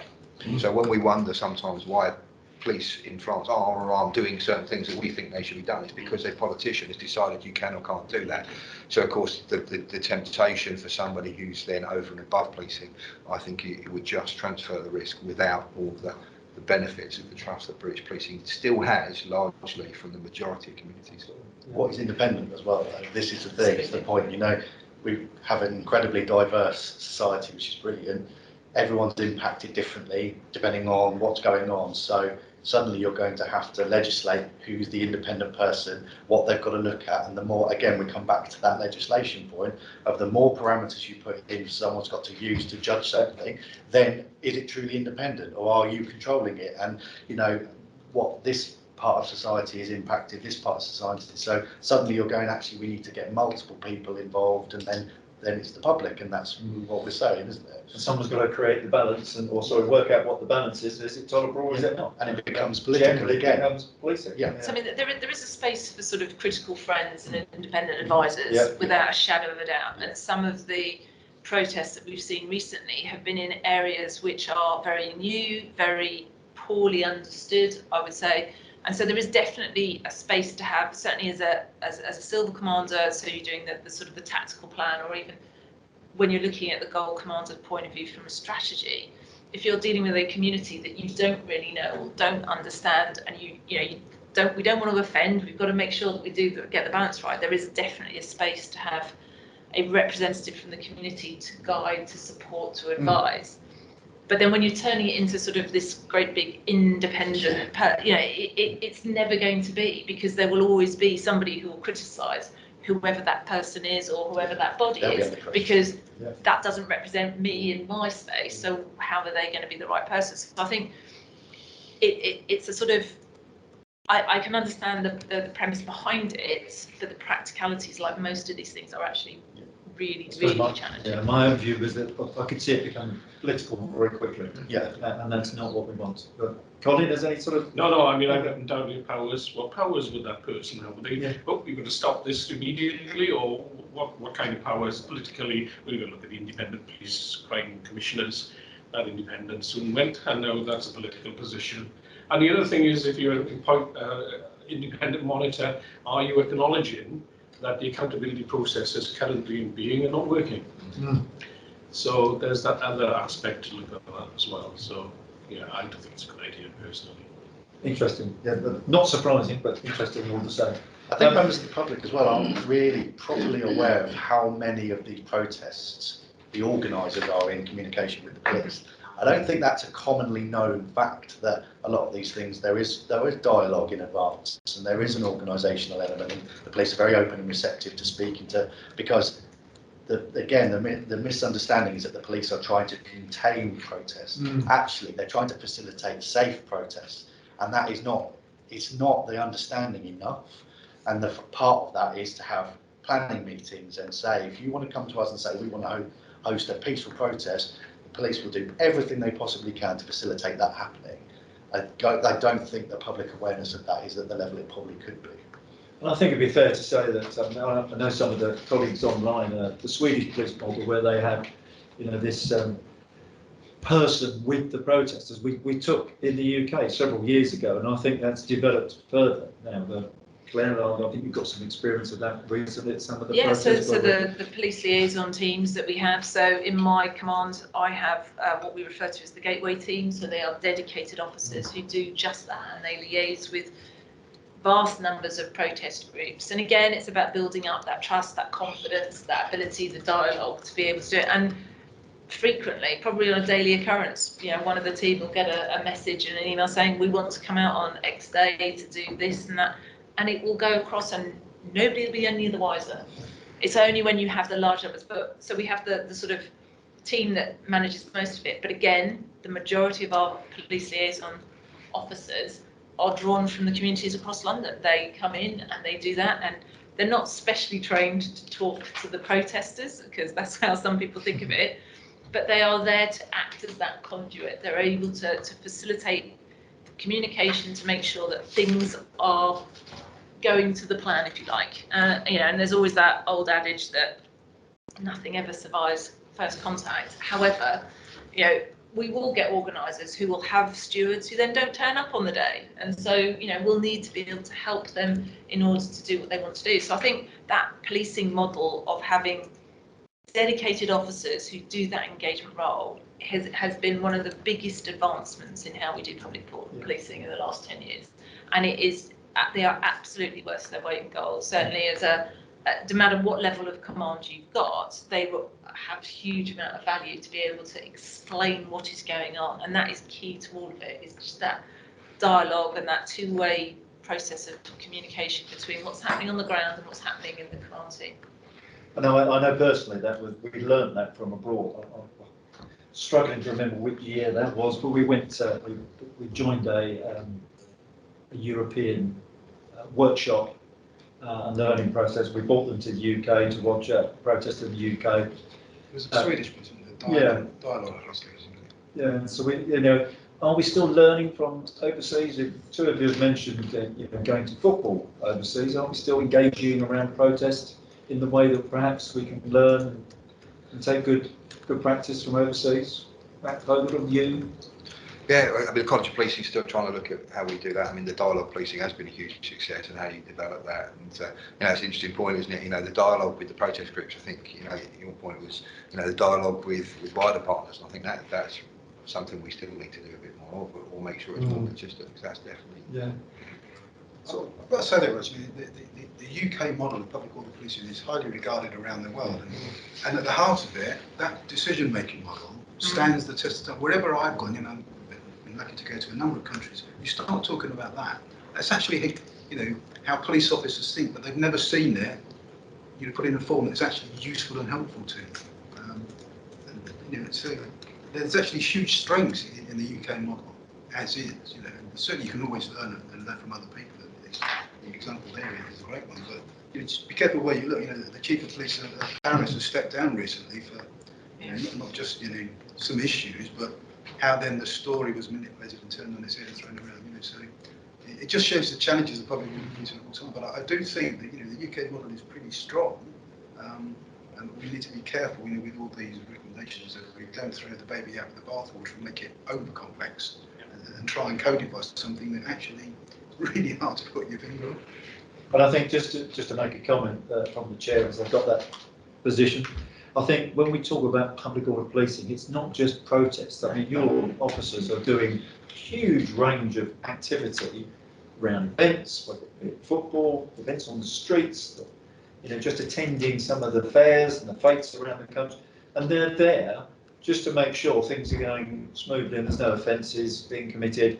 And actually, that word of advice, could you just move those back a little bit? All these things go on because that's the model of policing in the UK. We tend to try to work with others, and it's not just the big event that happens on the television, outside the Houses of Parliament, or outside the City Hall, around the statue, perhaps. And that has been a mindset change as well over the last couple of years. So we've moved away from just talking about public order to public order, public safety. You can't do that working in isolation. It has to be a collaborative approach. you have to work, you look at some of the events that I think in London we have about 4,500 events every year that my team deal with centrally. We also monitor some of the ones which are dealt with by the local teams, and others that just go ahead without any policing oversight whatsoever. And I think, the volume of what we do, and some of these are commercial events and some of them are school fates, there is a huge spectrum, and it takes a lot of different skills to be able to balance all of that. And we're expecting our officers to deal with anything and everything. And that is part of the attraction, I think, to a lot of people to be involved in this environment, because it helps people deliver an event that they want to do, or be able to highlight an injustice that they want. And that, again, it goes back to the point. It's about how we police in this country, and it's an integral part of how we police, is how we deal with our events, where we have members of the public who've never had any other interaction with policing ever. They've been fortunate enough never to have to need the police, and their one interaction might be at a festival that they've gone to because they thought it was quite a nice day, and they'd go along and have a look at it. And so that's where we get that balance, and that's why it's really important that we can't lose sight that public order policing is not just about standing there in full level 2 or public order kit and helmets and batons drawn. It is the village fate as well. And I'd echo that. I mean, if you think the work that's been done by the National League for Events around safeguarding violence against women and girls around festivals, making sure that, the security industry are thinking about, serious sexual abuse, work around drugs in football, the work that's been done, the changes in legislation to say, make sure banning orders around drugs, and go back to the command training element around it, to understand how can we have a sort of doctrine that's central to all of this around command, national decision-making model, but then allow for for each of the nuances, things around different types of policing to come through and be much more dynamic around. One of the things we're talking with the national portfolio is to say, how can we make sure things are contemporary, because like technology, it moves on really, really quickly, isn't it? Some of the work we've done around unlicensed music events, for example, trying a real safety and prevention element around it, which then doesn't see the public disorder, and then of course the public harm that goes with that. So I think there's, it is ever evolving. There's lots of learning. It's good to hear, Claire, that the speed with which things are being disseminated and shared is much greater than that. Okay, we have to put it in, let's put it into next year's training program, and then we're going to write a training package, and then it goes out, and it takes it's 24 months from concept to everyone having done it, and of course the world's moved on. With the word moving on, I think we've got to give technology the floor. So I'm going to start with the operational and perhaps others. What do we want from technology? And then I'm going to ask Darren and Ray to sort of give us a view whether that's achievable. So what do we want from technology in this field? What is it that would help us? Who's going to start us off? Well, two things. One, I think, how can we, in a sort of crowdsourcing kind of way, get to a point where you can actually take the sentiment of communities to inform a broader understanding that's not just from policing perspective or from one element. So I think that's the thing. Yep. The other one is, when you see those really well clipped elements on social media where it shows just maybe a second or a certain viewpoint, how could technology suddenly go, if it's something which is detrimental to the facts, that actually the technology just means that they clip it down, and then by the time they broadcast it, it just shows the full picture, so they can't make it look as bad as they want to make it look. So that might be a bit too much. Claire? I'd echo what's just been said, and I think that's part of the fear that a lot of officers have, is that a snapshot in time and stuff that is edited does not talk about maybe the 4 hours of dialogue that has happened up until that point. And I think that's the bit, and it's one of the things we get from our officers all the time is, why do we not defend? Why do we not put things out? And of course we are hampered by the legal framework and the fact that we need to deal with facts rather than a narrative. So I think that would be really, really useful, whether that's achievable or not, I don't know. We'll ask at the end. Adam, any sort of thoughts? I echo those as well. I think from a base level, it's about that instant information sharing outside of the statutory bodies, making sure that those partners that are ready to step in and help, you talk about like major incident stuff as well, that all kind of links in of, we've got teams now, we're in the City of London, we've got the City Security Council that have set up ready, that they just need to send the message and people are deployed. in the case of a major incident, and that's huge development from learning from major incidents. But technology forms the part of that. The issue I've got, and I've got someone sat here who's going to have a lot more understanding of it than I do, but there are now so many different things. It's about making sure everything talks to one another. Yeah. And I think the biggest issue is not necessarily having the technology, because as you say, there's so much innovation around. It's the fact that it's innovation in silo, and they're not thinking about how that links in with the other things. So now what you've got is you've got private and public groups going, we're going to use this technology, we're going to use this technology. Do you know what? We'd love it if you talk to one another, not compatible. So I think the development is, how do we securely let things that are not compatible become compatible and allow that secure information transfer? I think that's the biggest development. Yeah.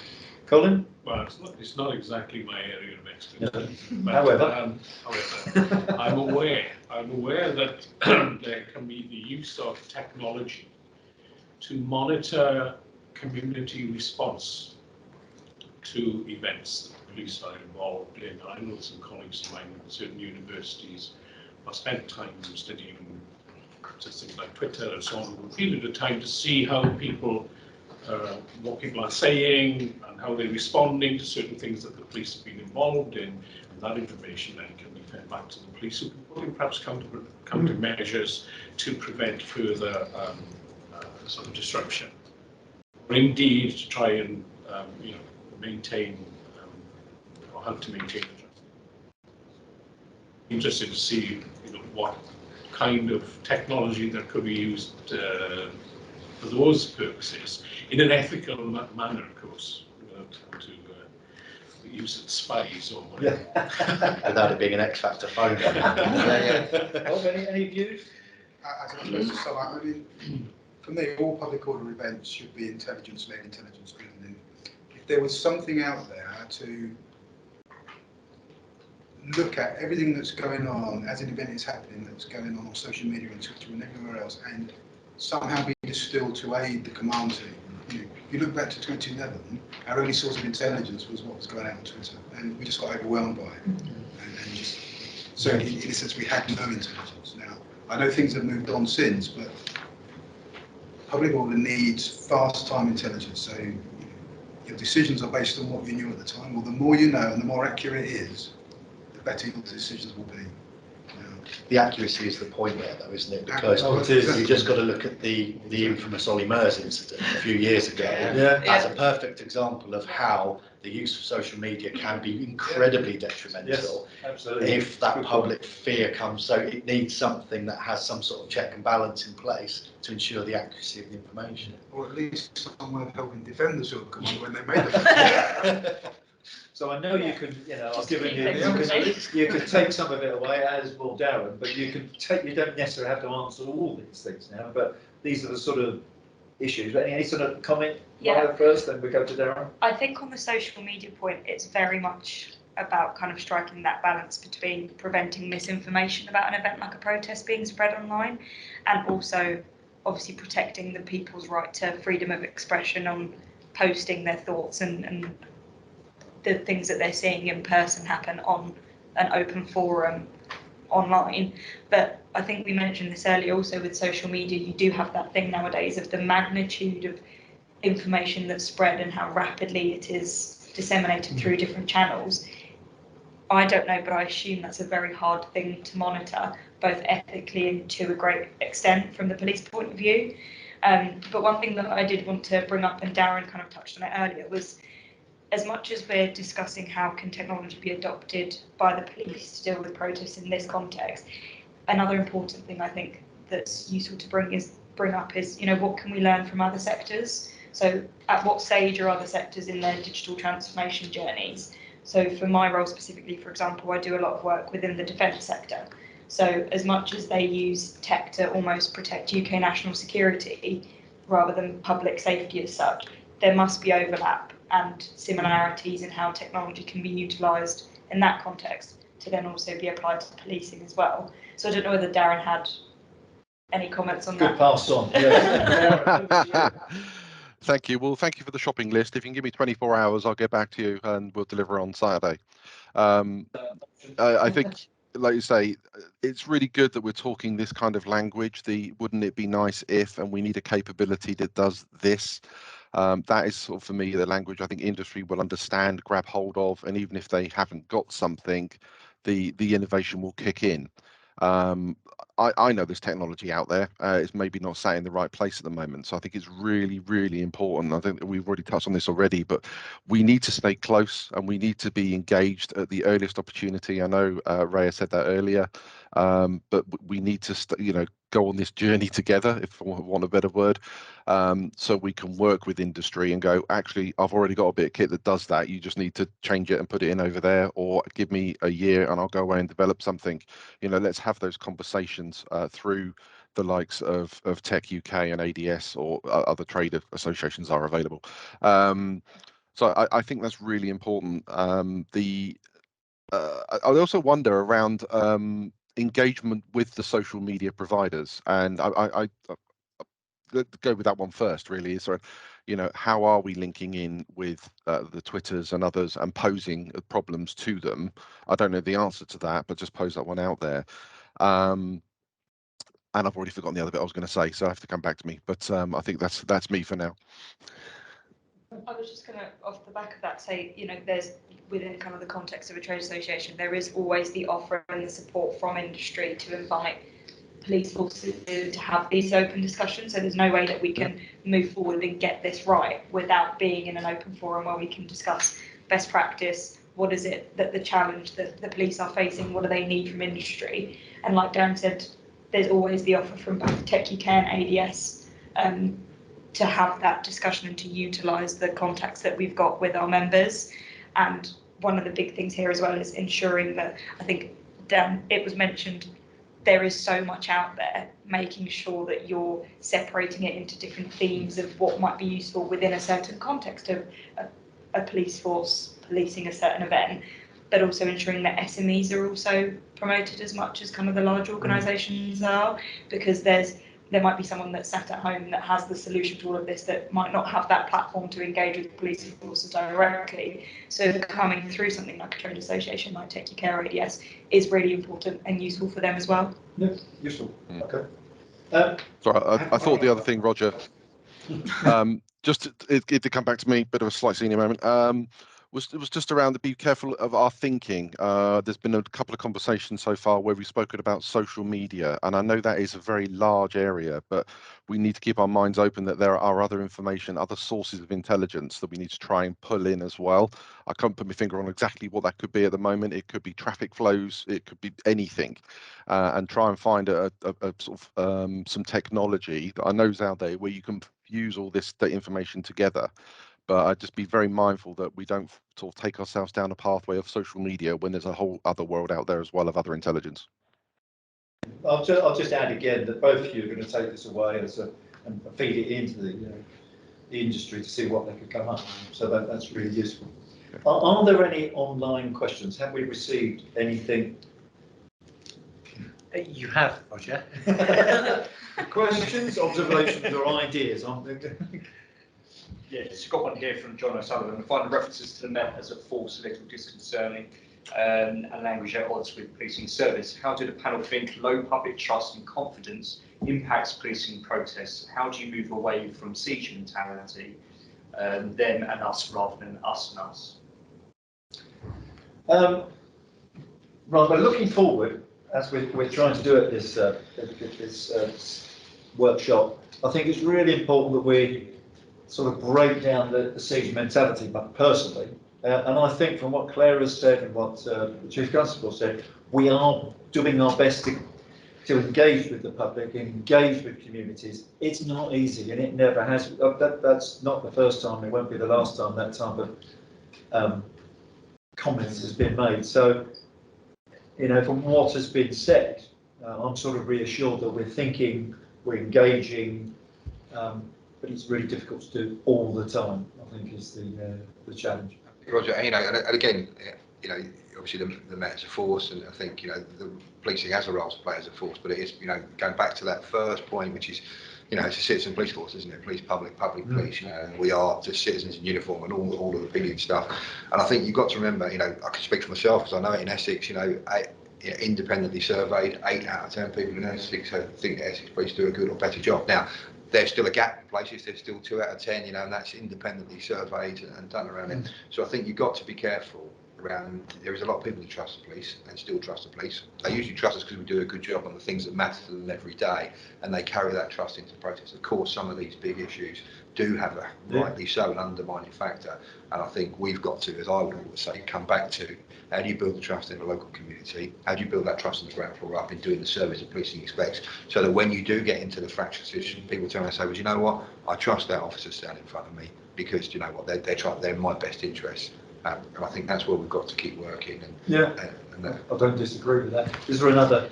I would like to follow up on that, but probably towards Colin on this. So on general satisfaction evidence, there's a lot of evidence that people's trust and confidence in the police goes down when they receive a policing service rather than goes up, which is different from most areas. I wonder whether there was, I can't think of any, whether there's any academic work looking at within the public order context or within the policing protest context, whether that does tend to positively or negatively impact people's views. I'm not aware of that. To be honest, I'm not aware of any research that's been conducted looking and saying, yeah, we were really satisfied with the way that we were dealt with at this protest today. I've not come across anything like that. What I find interesting about that question is the fact that it's a common misnomer that community is one homogenous group of people and we're all the same. And maybe some communities are far more satisfied with policing than other communities within the general community. So, and I think the current situation, because it mentions the Metropolitan Police, is that has now been recognised and there are plans in being to move this forward in terms of raising public confidence in communities where the confidence is really low. Metropolitan Police. I think the other problem though as well, is we're talking about the ultimate damned if you do, damned if you don't organisation, aren't we? And in a contrast to that, there will be certain sections of society that think that the police service has gone too far the other way, and that actually they want them to be more of a force and stuff. And I'm not saying that's right, but I'm saying that if we're trying to appease public opinion, it's very, very difficult for a police service to find that balance of policing by consent, but keeping everyone safe. And again, it's about giving understanding of those decisions that are made, and then being public and open with the reviews of everything. And yeah, generally, most people who've been impacted by the police will have a positive feeling of it. But again, who do you survey? People who've been arrested by the police and stopped in a protest, or people whose their house has been burgled and you've gone to speak to them? You know, their perceptions will be very, very different.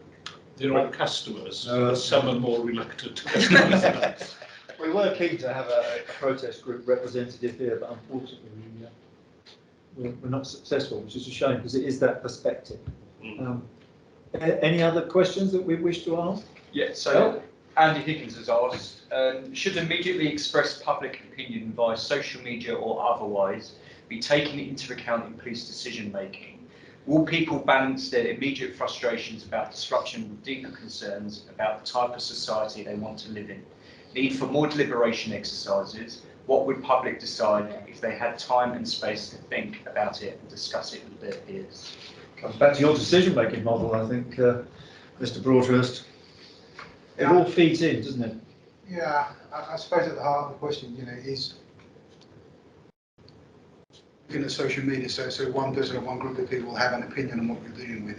Does that slant or taint your decision making? No. What about the other groups who have a different view of decision making? I think for me, it just comes back to the complexities that our command team is facing in public order policing, and I don't think even within the police service we acknowledge that sufficiently. So how can we then explain to the public outside the challenging decisions they're making? Is that, I've got the look that there's probably more questions, aren't I think there's the interesting bit is they did some stuff a while ago, and we do a lot of work with mainstream media, I would probably say, and we get them down and they come to training centres and we throw things at them and so they get understanding of what it's like to be stood there Of course, we can't do that for 73 million people in the UK. But I think it goes back to, there was a bit they did with the firearms when they were talking a lot about, you know, when you pull the trigger and the decision making around that. And I remember reading an article about there are 20 journalists and 19 of them all shot the person in the back. And it's about your decision making at the time. It's really, really difficult because every single one of us in this room and online, given the same set of information, will have a slightly different way of how they've written up their decision, what their decision is. There'll be similarities, absolutely. And the majority will probably decide in a similar way, but the way in which you do that, I think that's where it becomes really difficult. And how much time you take. And how much time you take to do it, because you know there are so many pressing factors on making a decision. You know, there's lots of people and society in general will all agree that the climate crisis is something that needs to be addressed, but a lot of the way in which some of the protest groups have gone about it, the general public is not supportive of the way in which they're doing it. And so how do you get that balance right in doing that? I think the bigger thing as well with this for me, like, is about humanising police. And I'm a massive fan of this, the fact that we've got to remember that every police officer is different, they're a member of society, they bring different skills. You know, yes, they're trained to a uniform standard, but any work that's done to humanise police officers to the public and make them realise that they are human beings who have to go through a thought process and make decisions and those kind of things. I think the public see the police as kind of these almost robotic uniforms that are going to all do the same thing at the same time with the same set of facts. And whilst that is what you're striving to do, and you have that an understanding of the fact that exactly what you just said, you know, you put these people in this situation, and I guarantee they wouldn't do the same thing. I think it's such an important role for this. Interesting. Are there more? Or We have one final question, which comes from Philip. There's been mention of social media, but no mention of foreign interference and coordinated inauthentic behaviour, incitement of protests among particular groups. Are forces looking for solutions to monitor these emerging threats? Well, I think from an APO perspective, international sharing of information is something that's been going on for a number of years, and I'm sure it continues. Well, I mean, we're really proud now that our strategic information and briefing cell, which is now set up, and you know, it's one of the recommendations that came out was to consolidate that. It is not a public or intelligence unit with all undercover officers. It doesn't do that. It looks at the open source and gives us a really good feel, as we would with any other element of policing, more strategic and strategic risk assessment, you know, whether it's about environmental, whether it's about international, whether it's about animal rights, that gives us a real feel for the information that's out there in an ethical way, a transparent way, from forces and communities upwards to the centre, gives us a way. I mean, the question now, I suppose, you know, you could see things, you know, the comparison with, you know, what the events in Capitol Hill and we saw last year, and again, we had the, you know, we hosted the American Homeland Security across as part of National Public Order, Public Safety, to see how we deal with that. And it was hosted and they came across, and you could see how they were, I think, in awe of what we do in British policing. You know, back to your point, Bob, around what we do. I suppose the benefit of us not being quite so with it in terms of social media and tech means we are less, if that's what the question is getting to, less at the whim of echo chambers and manipulation by foreign powers to whip us up into a frenzy around particular threats. So I think, you know, I don't know if that's where the question is going with that, but I think, you know, we're much more balanced. Yeah. And perhaps our weakness is perhaps an unseen strength in terms of our ability to analyse that. That's a good answer. Yeah. Okay. So just sort of final thought, really. We've got about, in fact, it's going to be a 30-second blast from each of you, really. So, what are your takeaways from this discussion? Key thoughts that might support the aims and objectives of the workshops going forward. Just, I'm just looking for a summary, really. Just sort of your key issues that you've picked up here, so we can take them forwards. And we'll be copiously writing notes about it afterwards. So, Colin, can I start at the top of the table? Okay. Right. Okay. I'll need some notes. A summary. I thought you would have done. Works out. Better intelligence. Yeah. Improve communication with organisations and other agencies. Better training for all officers, not just upon riot control, but what the Police Foundation report recently talked about in terms of softer skills, more interpersonal skills with people. Better understanding of social media impact, linked to the content, to the context of the incident. technology, how technology can be used to improve our understanding and dealing with public order incidents. And that's very quick notes. That's good. Summary? I'll summarise very quickly in that I think what will come out from this is that the work that's going on inside the police as a big concept nationally is excellent and a really high level. It just needs to be linked in with people outside of that world in a more effective way. However that happens, it's just joining those dots, whether it's technology or good old-fashioned, relationship building. Yeah. I think that is the network. The thing I will take from this is enhancing that network. Yeah.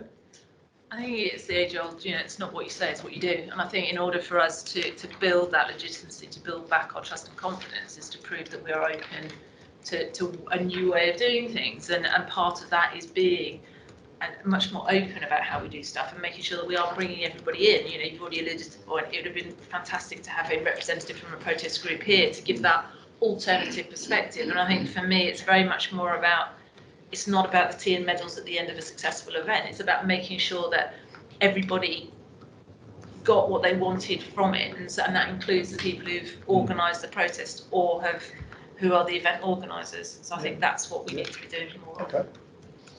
I think the longevity of relationships, I think business was really important from Adam's point there, and that leadership across partnerships. I think we're getting the leadership across forces. How do we lead wider partners that you talked about?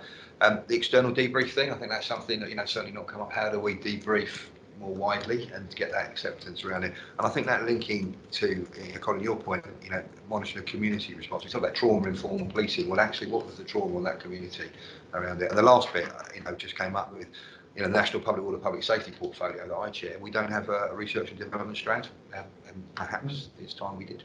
Okay. From kind of a tech summary perspective, I think definitely engage suppliers as early on as possible, keep them in the loop kind of all the way from the formation of a challenge all the way through to deployment or concept of the technology that the suppliers are creating.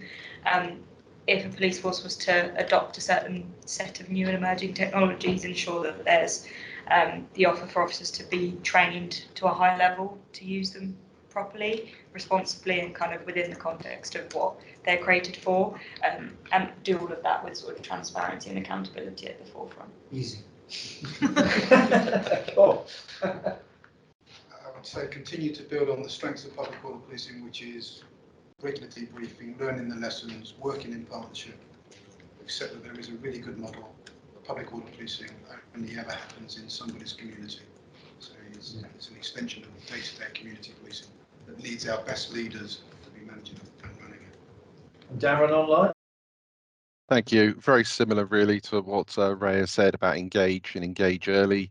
And also, when you think of industry, don't just think about buying bits of kit. They stand ready to support in all angles, technology, consultancy, and training in all aspects of this. Any angle you want to come at it, there's plenty of people out there ready to help.